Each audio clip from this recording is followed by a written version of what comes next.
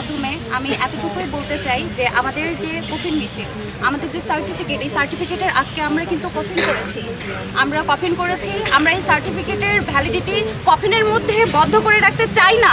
আমরা সার্টিফিকেটের ভ্যালিডিটি অন্তত 35 বছর করতে চাই। মাননীয় প্রধানমন্ত্রীর কাছে আমার এই দাবি যে আপনি এই দাবিটা আমলে নেবেন এবং খুব তাড়াতাড়ি আমাদেরকে পরের টেবিলে যাওয়ার জন্য উৎসাহিত করবেন।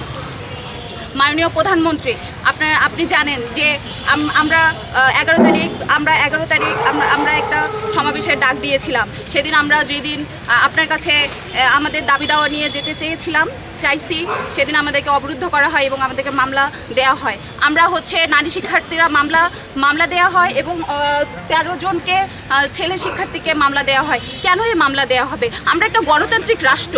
আমরা আমাদের এই গণতান্ত্রিক রাষ্ট্রে আমাদের নিজের কথা,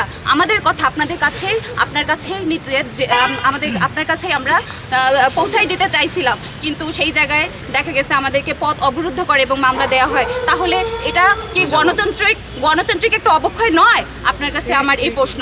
আমি আপনার কাছে এটাই বলবো যে আমাদের দাবি দেওয়া আপনি মেনে নেবেন এবং আমলে নেবেন এবং আমাদের এই শিক্ষার্থী সমাজকে পরের টেবিলে ফিরে যাওয়ার জন্য উৎসাহিত করবেন। ধন্যবাদ।